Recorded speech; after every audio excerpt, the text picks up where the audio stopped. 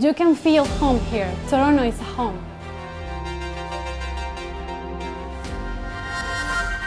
My name is Maryelin. I'm from Venezuela, from Merida. Before coming to Canada, I was working with my father as an entrepreneur and we were producing organic stuff. But my English wasn't good and I wanted to improve my English skills. And I started ILAC International College. At ILAC International College, we have friends for all around the world. I didn't learn only English. I learned the culture, I learned the languages, and I share my dream. Studying abroad is an amazing experience. When you get out your comfort zone, you can start to learn. And that's what I did.